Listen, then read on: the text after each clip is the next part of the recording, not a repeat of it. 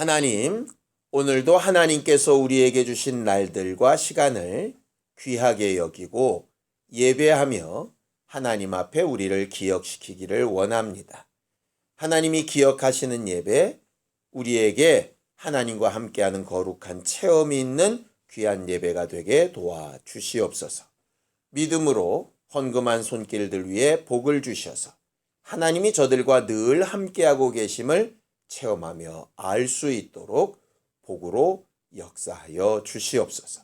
예수님의 이름으로 기도하였습니다. 아멘. 하나님의 말씀은 사도행전 18장 1절에서 4절까지 말씀을 함께 같이 합독하겠습니다.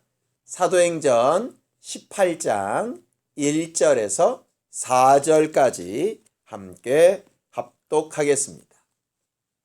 함께 읽습니다. 시작. 그 후에 바울이 아덴을 떠나 고린도에 이르러 아굴라라 하는 본도에서 난 유대인 한 사람을 만나니 글라우디오가 모든 유대인을 명하여 로마에서 떠나라 한 고로 그가 그 안에 브리스길라와 함께 이달리아로부터 새로 온지라.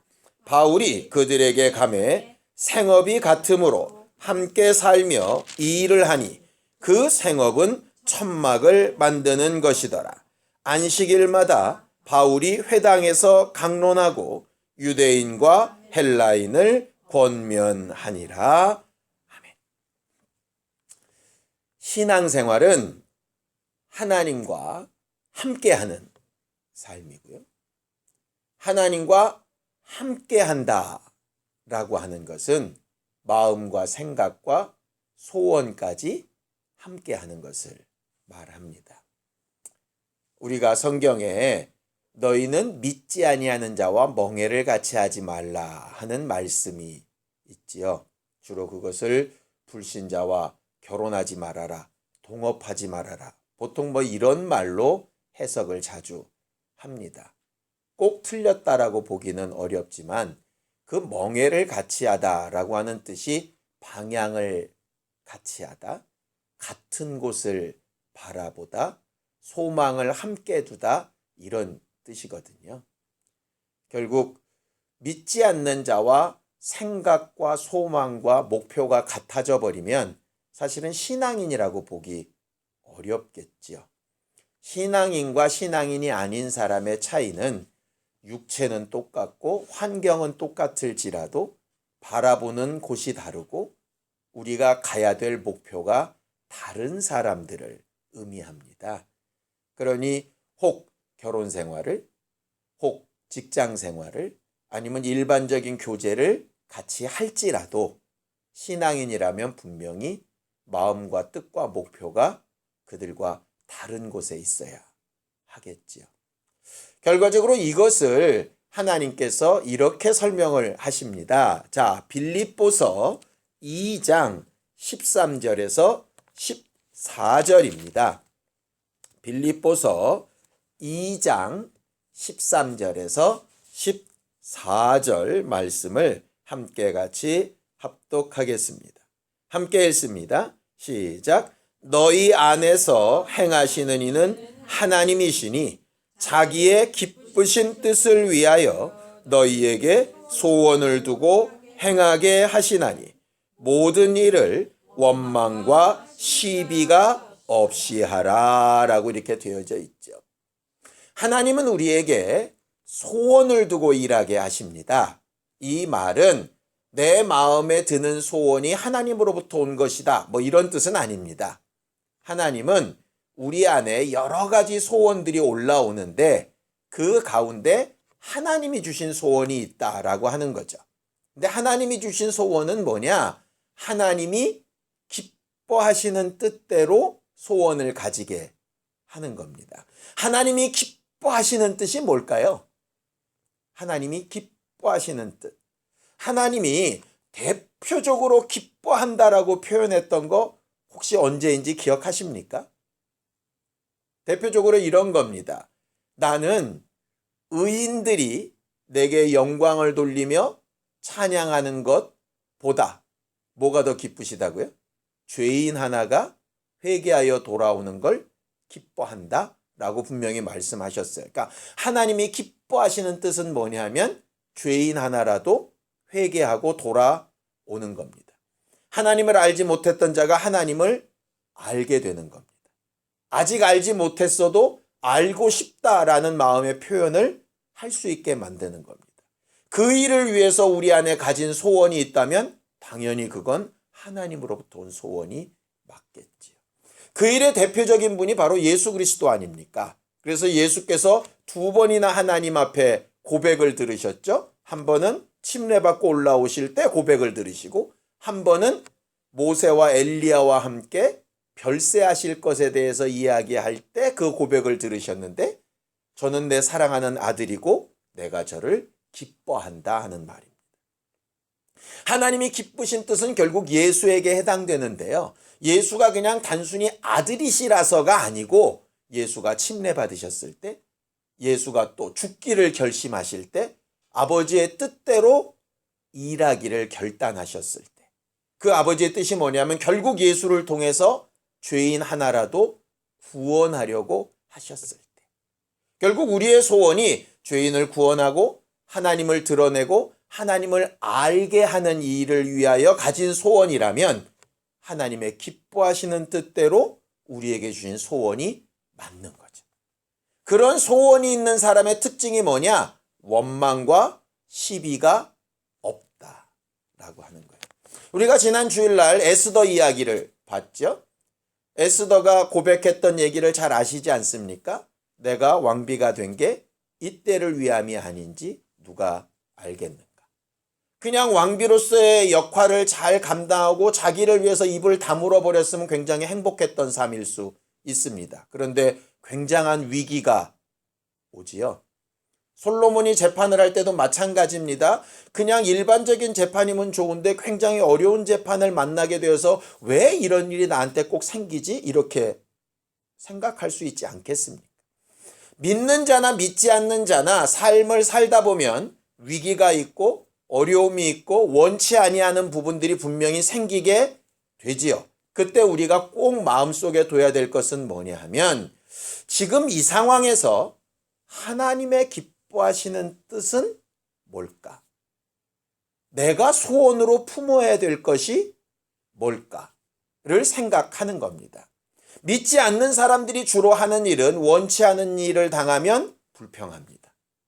생각지 않은 위기를 당하게 되면 원망하게 되어지지요. 결과적으로 원망하는 말을 할 거냐? 하나님의 뜻대로 무언가를 찾으며 감사하는 말을 할 거냐? 하는 것이 믿는 자와 믿지 않는 자의 가장 큰 특징인 것 같아요.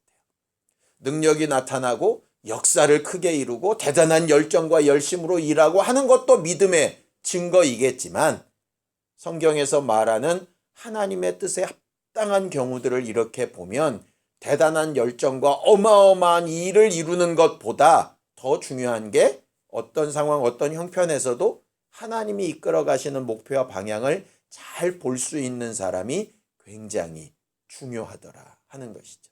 오늘 그래서 성경 본문을 보니까 꽤 재밌는 이야기가 나와 있습니다. 자, 18장 1절을 좀 함께 읽어 보겠습니다. 함께 읽습니다. 시작. 그 후에 바울이 아덴을 떠나 고린도에 이르렀다. 그렇게 되어 있습니다. 바울의 여정을 보면 여러분들이 지금까지 보아오셨으니까 잘 아실 겁니다. 바울은 2차 전도여행을 통해서 어떤 소원함을 가지고 있었느냐 하면 1차 전도 때 전도하고 세워놨던 교회를 좀 더 잘 다독이고 성장시키기 위한 마음의 소원을 품었습니다. 하나님의 뜻과 어긋나지 않지 않습니까? 굉장히 좋은 뜻을 품고 바나바하고 선교 계획을 세우다가 마가 때문에 충돌이 생겼죠. 이렇게 충돌된 것이 왜 일어났는지 아마 속상하기도 하고 아마 마가가 원망스러울 수도 있었을 것 같아요. 어쨌든 일이 그렇게 되고 났더니 신라를 데리고 새로운 전도단을 꾸며서 나가기 시작합니다. 그 다음에도 꿈을 품죠. 바나바가 남쪽으로부터 가니까 나는 북쪽으로부터 해서 아시아로 가겠다고 마음을 먹고 계속 가는데 하나님께서 계속 막으셨잖아요. 원하는 게 있는데 특별한 이유도 없어요. 안 되면 안 되는 이유라도 말씀을 하시든지, 밑도 끝도 없이 그냥 성령이 예수가 환상 중에 갑자기 거기는 말고 생각지도 안 해봤던 환경으로 막 가도록 밀어 붙이신 게 하나님이셨지 않습니까? 자기는 마게도니아 전도에 대해서 계획을 세운 적도 없고 마음의 준비를 한 적도 없어요. 그런데 감동을 하시길래 정말 좋은 마음으로 하나님 앞에 순종하여 그 길을 가기 시작합니다. 그러면 일이라도 좀 수월하게 풀리던가. 근데 아시다시피 빌립보 가서 회당도 없었죠. 겨우 전도해가지고 귀신 하나 쫓았더니 감옥에 갇히죠. 그리고 결국 두 가정 전도해 놓고 나서는 빌립보를 떠나게 되지 않습니까? 그나마 데살로니가에 가서는 회당이라도 있어서 뭐 얘기를 해보려고 했더니 이번에는 아주 엄청난 핍박을 받고 쫓겨나게 되고, 자기 혼자 겨우 몸을 피해서 베레아로 가서 이렇게 하다 보니까 거기까지 또 쫓아와가지고 또 방해를 받고, 이제 자기 제자들 다 놔두고 자기 혼자만 혈혈단신으로 고린도에 갔더니 이번엔 철학자들 만나가지고 골치 아픈 얘기만 열심히 했는데 결국은 그 앞절에 보면 몇 사람 전도 못하고 넘어가게 되는 거죠. 가만히 보면요, 바울이 1차 전도여행 때는 가는 곳마다 엄청난 역사를 일으켰어요. 그리고 굉장히 많은 믿는 사람들을 만들어냈습니다. 그래서 과거에 굉장히 자기가 약점이라고 생각했던 부분들을 이겨냈다고 생각할지 모르겠어요. 다소에서의 개척 말입니다. 다메섹에서 예수를 만나고 예루살렘 가서 제자들 만난 이후에 다소에 갔는데 자기 고향에서는 별다르게 큰 목회를 못했어요. 그러니까 바나바가 불러다가 일을 시킨 거 아니겠습니까? 그래서 하나님께서 나를 쓰시나 안 쓰시나 막 고민도 되고 자기 능력 없음을 굉장히 한탄도 하고 이랬을 때 1차 전도여행 때 꽤 많은 자존심이 막 세워질 만한 일들을 겪었거든요. 그런데 2차 때 가는 곳마다 일이 잘 안 되는 거예요. 힘을 써서 하긴 하는데 동역자들도 다 떨어지고 점점 외로워지는 거죠.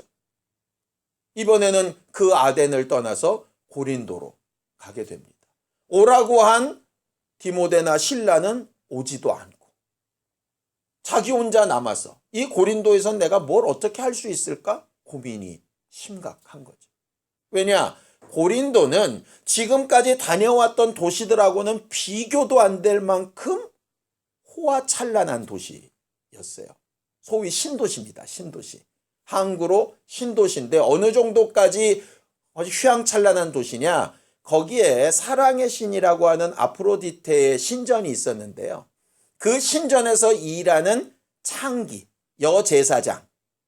거기는 사랑의 신이라서 제사를 서로 성관계를 하면서 제사를 드리니까요. 그 여사제만 1000명이 있었다고 그래요.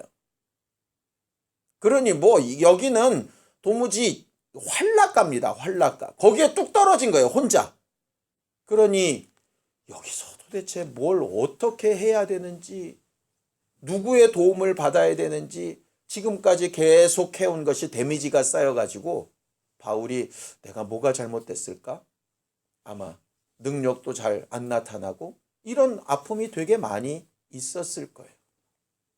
근데 그런 바울 앞에 똑같은 상황에 아볼로라고 하는 사람이 딱 나타납니다. 이 아볼로라고 하는 사람이 2절에 나오죠. 함께 읽어볼까요? 2절입니다. 시작. 아굴라라 하는 본도에서 난 유대인 한 사람을 만나니 글라우디오가 모든 유대인을 명하여 로마에서 떠나라 한 고로 그가 그 안에 브루스길라와 함께 이달리아로부터 새로 온지라 바울이 그들에게 갔다 이랬습니다. 아굴라라고 하는 사람은 본도라고 하는 곳에서 난 유대인입니다. 유대인은 유대인인데 외국에서 태어난 유대인이에요. 그 부인은 누구냐? 브리스길라인데요. 브리스길라라고 하는 이름으로 봤을 때 로마 사람입니다. 유대인이 아니에요. 그러니까 이방 여자와 결혼한 외국에서 태어난 유대인인 아굴라가 어디서 살고 있었냐면 로마에서 살고 있었어요. 이달리아에서 왔다는 거 보니까 로마에서 살고 있었는데 그 당시 로마의 황제가 글라우디오라고 하는 사람입니다. 근데 이 글라우디오라고 하는 사람이 어느 날 칙령을 내려요. 로마에 살고 있는 유대인들은 다 로마에서 추방시킵니다. 왜 그렇게 됐느냐?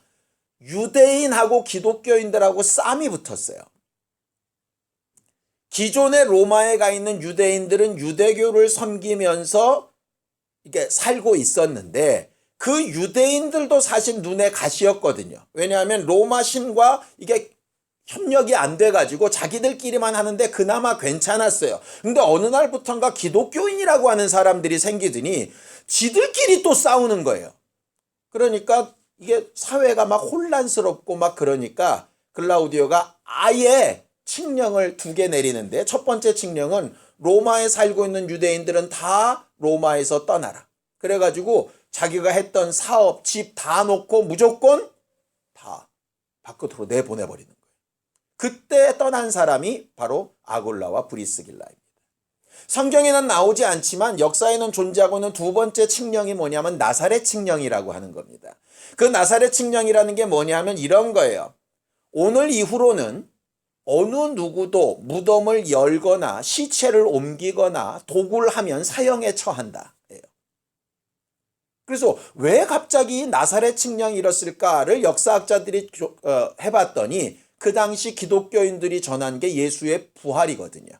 그리고 유대인들은 그 예수의 시체를 제자들이 훔쳐갔다라고 이야기를 한 거예요. 그러니까 이게 너무 큰 사건이라서 황제가 뭐라 그러냐면 오늘 이후로는 무덤을 열고 이장을 하거나 도굴하거나 하면 안 된다라는 법을 세울 만큼 그렇게 부활에 대한 것이 이렇게 문제가 됐던 때가 바로 그 당시의 기록이에요. 그래서 사실 나사렛 칙령을 통해서도 예수가 부활하신 사건이 얼마나 큰 이슈였는가 하는 것이 역사적으로 증명이 된다라고 이렇게 이야기를 하더라고요. 어쨌든 이 일 때문에 아굴라와 브리스길라는 로마에서 살던 사람이 갑자기 집두절도 다 잃고 엉뚱한 고린도에 이렇게 오게 된 거죠.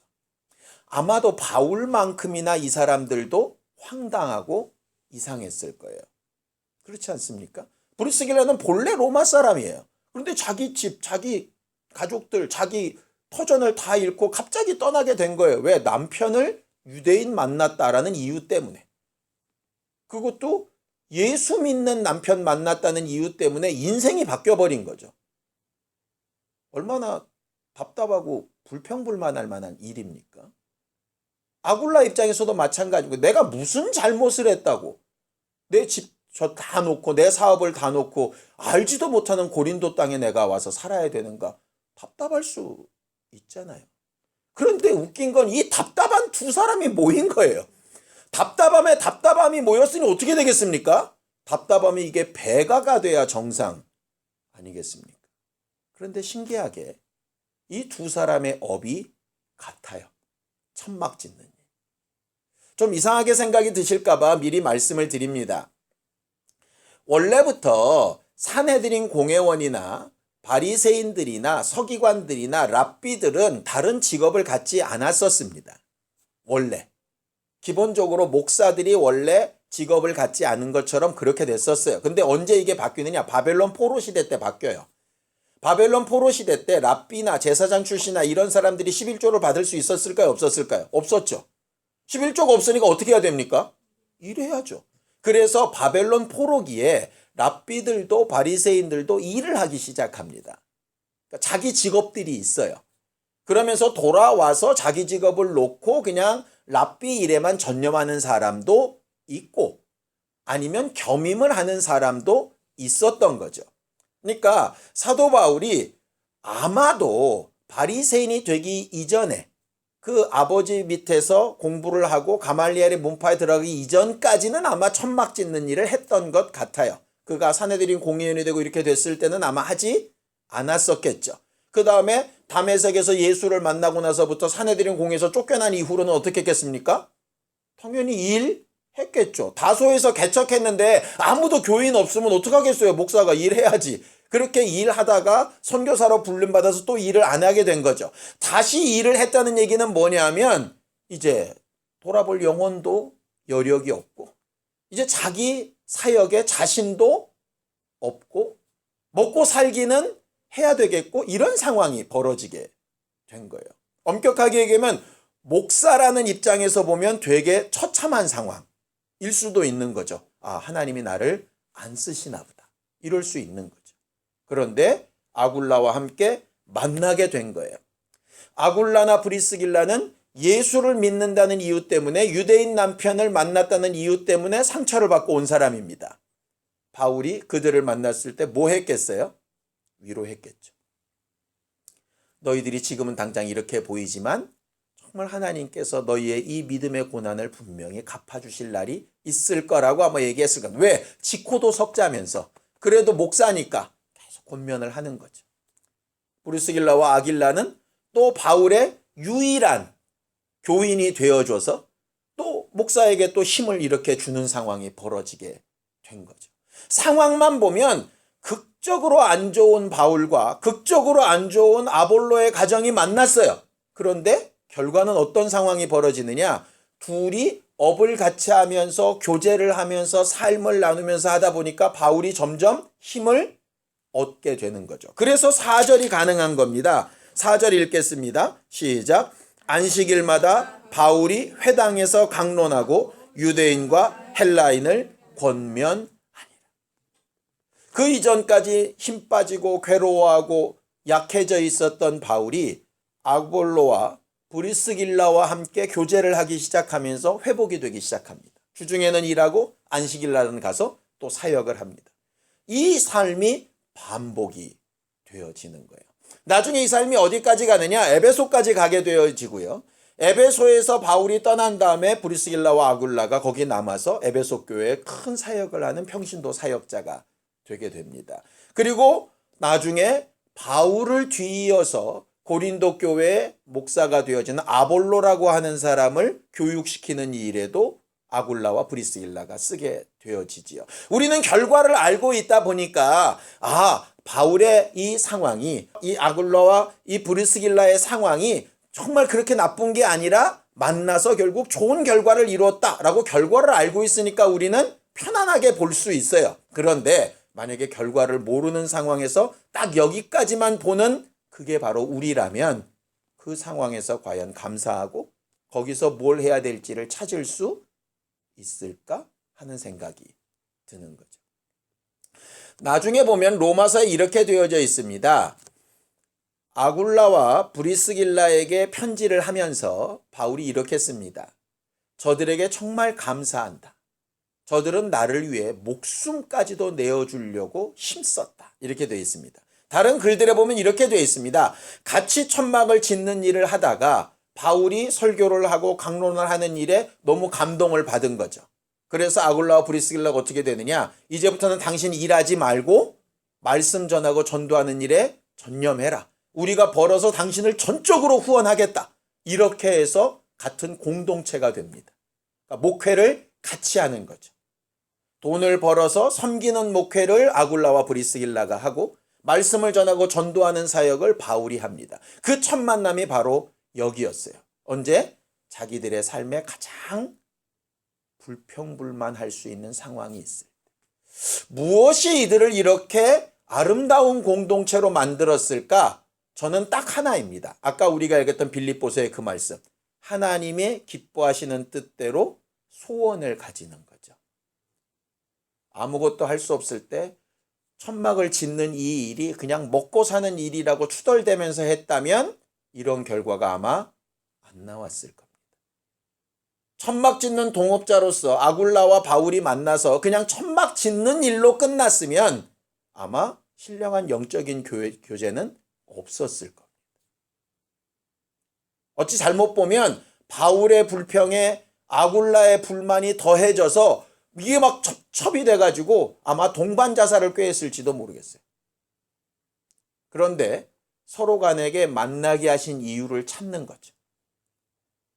내가 이렇게 힘들고 어려운데 나만큼 어려움, 어찌 보면 나보다 더 어려운 저 사람을 만나게 하신 이유가 뭘까? 하나님이 기뻐하시는 일을 위해서겠죠. 어쨌든 회복하고 돌아오는 일을 위해서겠죠. 아굴라와 브리스길라도 마찬가지입니다.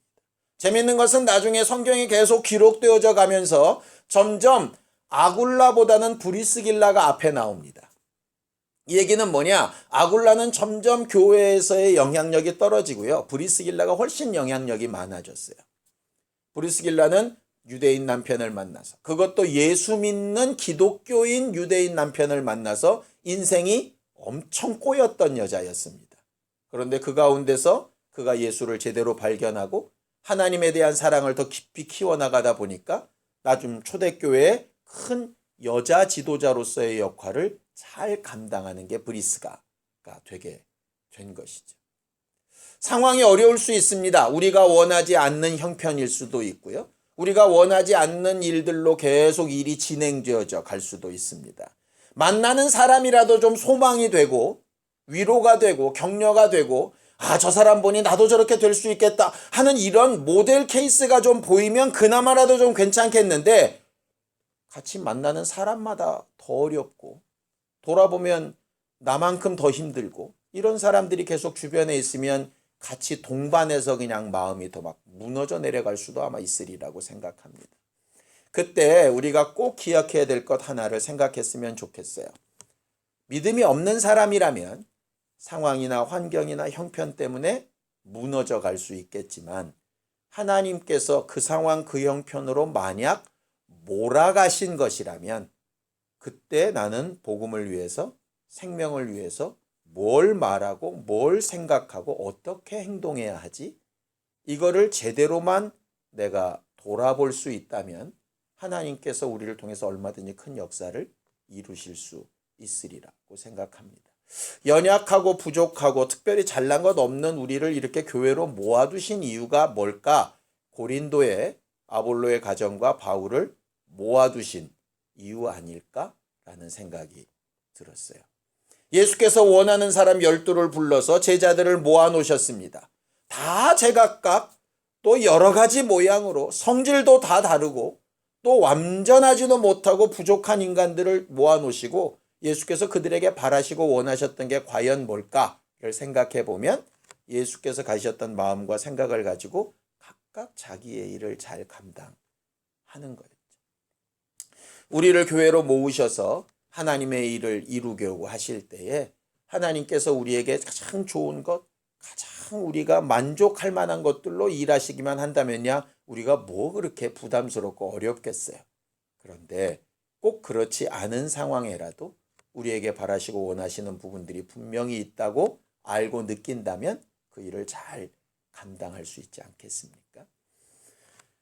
바울이 첫 번째 전도 여행 때는 그렇게 승승장구하다가 두 번째는 왜 그랬을까라는 생각이 좀 들었습니다. 첫 번째도 승승장구하고 두 번째도 승승장구하면 세 번째는 아마 하늘 높은 줄 모르고 날아다녔을 거예요. 근데 첫 번째는 승승장구해서 힘을 얻어 또 다른 사역을 꿈꾸게 하신 하나님이 두 번째는 어렵게 해 나아가면서 세 번째 때에는 두 번째 그렇게 어려워서 도무지 교회들이 세워질 것 같지도 않았던 그런 땅들에 얼마나 크고 아름다운 교회들이 섰는가를 보게 하셨거든요. 그래서 내가 잘 되고 뭘 잘해서 주의 일이 잘 되는 게 아니고 내가 볼 때 뭐가 뜻대로 잘 이루어지지 아니하고 결과가 미미하다고 뭐가 잘못된 것도 아니고 하나님의 뜻대로 되어져 가는 일에 하나님이 하신 것을 보게 하시는구나 라고 생각하게 되어집니다.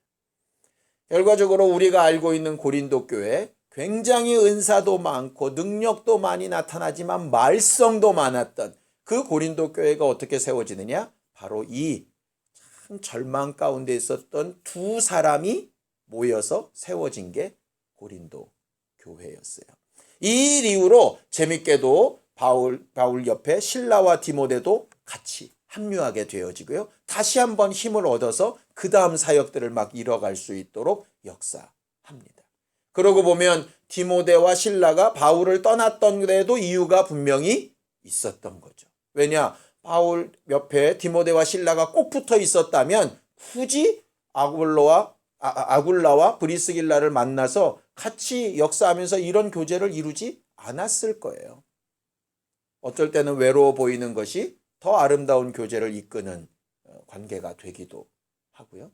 우리가 원치 않았던 상황이 하나님께서 보실 때 더 아름다운 결과로 이끌어 가기도 합니다. 그래서 우리가 반드시 기억해야 될 것은 어떤 상황, 어떤 형편에 있든 하나님께서 우리에게 주신 기쁘신 뜻대로 우리 안에 품은 소원이 과연 정당하고 옳은가 하는 것을 살펴보는 일이겠지요. 첫 번째로 다시 돌아가겠습니다. 믿는 자와 멍해를 같이 하지 말라 하는 말씀이 목표와 방향을 같이 하지 말라라는 것으로 말씀을 드렸었지요. 우리 처한 상황이 믿지 않는 자와 또 아니면 믿음에서 떠난 자와 상관없이 그냥 똑같이 어렵고 힘들고 아파하고 앞이 안 보이는 길일 수 있을 겁니다. 그런데 정말 신앙인이라면 그 안에서 하나님이 보이게 하시고 이끌어 가시는 방향과 길이 보여야 하겠죠. 기도해야 될 게 바로 그 부분 같습니다. 눈을 열어서, 귀를 열어서, 마음과 생각을 열어서 이 자리에 그냥 묻혀있지 않고 내가 하나님이 원하시는 방향으로 갈 수 있는 사람이 되게 하시기를 기도하는 것이 하나님이 우리에게 주신 소원인 것 같고 성령께서 우리 안에서 이루고 싶어 하시는 하나님의 뜻이 아닐까 생각합니다. 바울처럼 또 아굴라와 브리스길라처럼 우리가 처한 상황에서 원망과 시비가 없이 감사하는 마음으로 우리가 해야 될 일들을 복음을 위하여 잘 찾는 우리 모두가 되기를 예수님의 이름으로 축원합니다. 함께 같이 기도하겠습니다. 하나님, 우리가 처한 상황이나 환경 가운데 하나님의 뜻을 따라 올바른 소원함을 가지고 함께 일할 수 있는 거룩한 동역자들, 거룩한 교회들이 되게 하여 주시옵소서. 원망과 시비를 하기 전에 하나님께서 우리에게 베푸신 것과 하나님 앞에 올바른 방향을 찾게 하심에 감사할 줄 아는 믿음의 말이 우리 입술에 있기를 원합니다. 우리가 지금 처한 상황들을 우리보다 하나님이 더 잘 알고 계시오니 가장 합당하고 아름답고 좋은 것들로 인도하여 주시고 피할 길을 내시며 승리할 수 있게 하시고 서로를 도와 격려하여 위로하여 주 예수의 몸을 세워가게 하여 주시옵소서. 이제는 우리 주 예수 그리스도의 은혜와 하나님 아버지의 극진하신 사랑과 성령님의 감동하시고 함께 하시는 분명한 증거가 복음을 위하여 하나님의 뜻을 위하여 일하고 방향을 옳게 할 것을 결심하는 우리 모두 위에 이제부터 영원까지 함께 있을지어다. 아멘.